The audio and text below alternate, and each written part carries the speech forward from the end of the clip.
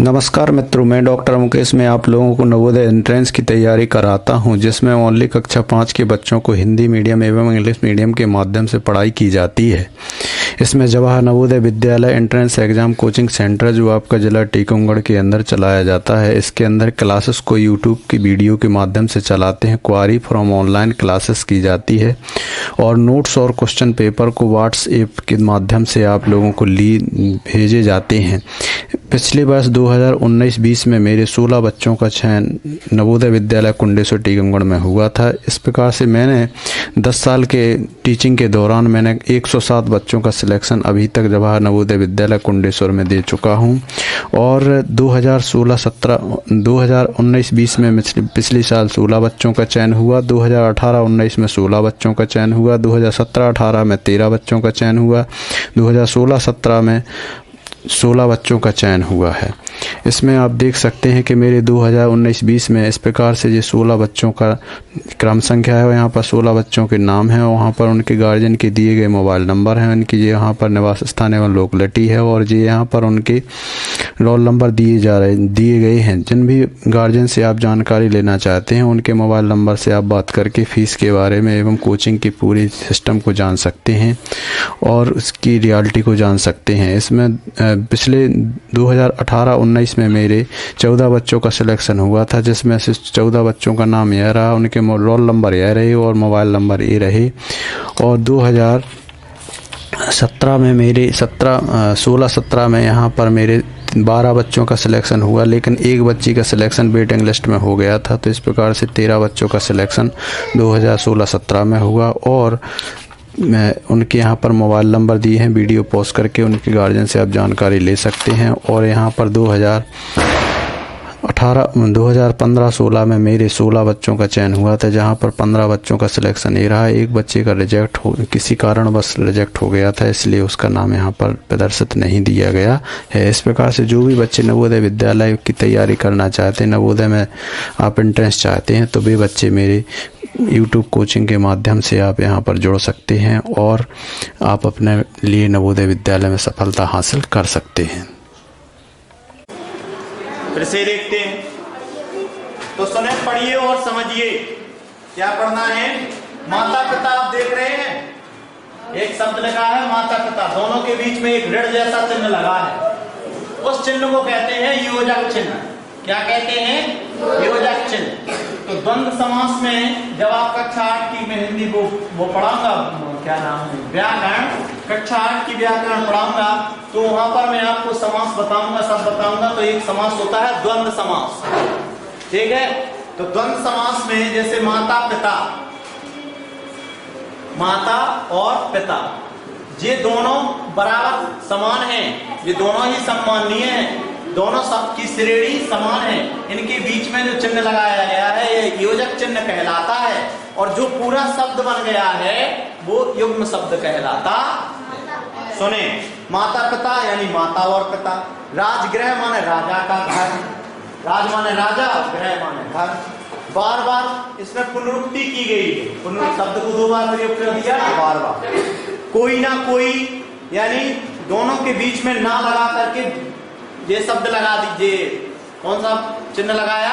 योजक चिन्ह लगा दिया, ठीक है। कोई ना कोई के बीच में ना लगा दिया। फूल सी माने फूल की तरह। आई बात समझ में?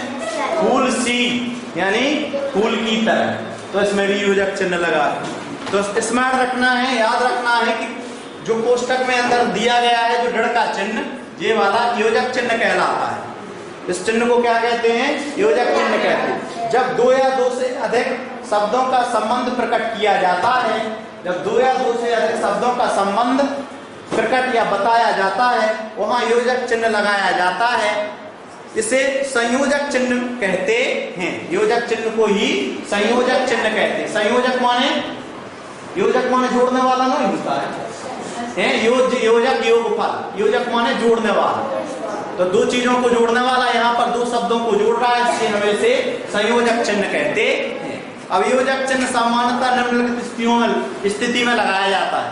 योजक चिन्ह कब लगाया जाता है? देखना, पहला उदाहरण, 2 शब्दों के बीच में और शब्द के स्थान पर हम योजक चिन्ह लगा सकते हैं। जैसे माता और पिता, यहाँ और ना लगा के आप ये लगा दीजिए। तो और शब्द की जगह पर भी आप योजक चिन्ह का प्रयोग करेंगे। दो शब्दों के बीच में का के स्थान पर का उदाहरण देखना है। जैसे राजगृह यानी राजा का घर, देखो राजा राजगृह, राजगृह माने राजा का घर।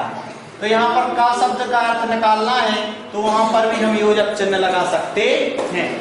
पुनरुक्ति शब्द के बीच में भी प्रयोग कर सकते हैं। जैसे बार बार, बार बार, बार बार के बीच में हमने योजक चिन्ह लगा दिया तो वहां भी योजक चिन्ह लगा सकते हैं। दो शब्दों के बीच में ना आने पर कोई ना कोई, ठीक है, कोई ना कोई, तो कोई ना कोई में आपका दो शब्द है ना, जो कोई ना कोई, इनके बीच में आपका योजक चिन्ह आता है।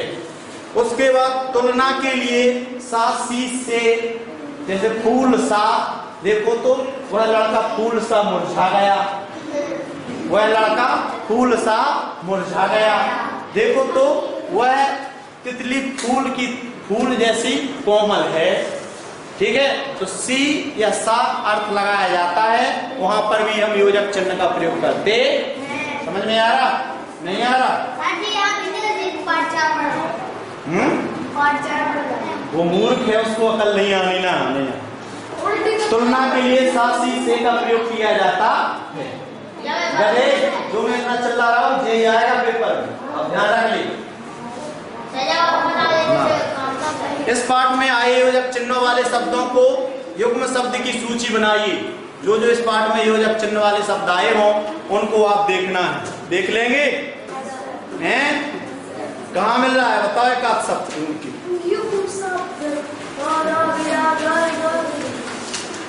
मिला कहीं पर आपको योजक चिन्ह वाला? कहाँ है मतलब बताओ। फटे पुराने, हाँ पिता पुत्र, 19-20, फटे पुराने, ये शब्दों को छांटना, ठीक है। समझ में आया? हाँ, ईश्वर चंद्र विद्यासागर के सामने योग्यता विस्तार सुने। ईश्वर चंद्र विद्यासागर के समान दूसरों की सहायता करने वाले अन्य पुरुषों के बारे में अपने वरिष्ठ साथियों से पूछकर, परिवारजनों से पूछकर लिखिए।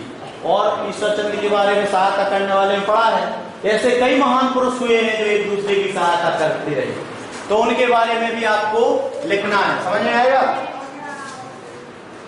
या आपको नहीं आता तो अपने साथियों से, माता पिता से सहायता करने वाले व्यक्तियों के बारे में पूछें। आप ईश्वर चंद्र विद्यासागर के किन गुणों को पसंद करते हैं? क्या आप अपने जीवन में ऐसा बनना चाहेंगे? यदि हाँ तो क्यों, यदि नहीं तो क्यों? उनके अच्छे गुण थे, आप बनना चाहते हैं ऐसे? नहीं बनना चाहते? जो नहीं बनना चाहते तो ये बताओ कि इसलिए नहीं बनना चाहते। जो बनना चाहते हैं तो ये बताओ क्यों बनना चाहते हैं। ये आपको अपने मन से देना है। आप लोग योग्यता विस्तार के प्रश्नोत्तर करते कि नहीं करते? थोड़ी बहुत करने का प्रयास किया करो, इस चीज से विकास होना है आपका। वो तो सब पाठ ही में मिल जाता। इसमें ऐसे प्रश्न पूछते हैं कि आपका दिमाग जो बंद रहता है, ताला बंद रहता है, वो खुल जाता है। इसी से योग्यता बढ़ती है। आई बात समझ में? इसलिए जरूर करें इसे। ईश्वर चंद्र विद्यासागर ने 20 मील की कठिन यात्रा की, जिससे पिता के सहयोग से 20 मील के पत्थर गिनते हुए सरल बनाया। आपको कौन कौन से कार्य कठिन लगते हैं? आप सरल कैसे बनाएंगे? कोई भी कठिन काम को सरल बनाने का क्या तरीका होता है? बातें करते जाओ, थोड़ी पढ़ते जाओ, समझते जाओ। अरे यार ये समझ में नहीं आ रहा, क्या है ये? ऐसा भी तो हो सकता है, ऐसा भी तो हो सकता है, तो अपने आप वो सही आ जाता है।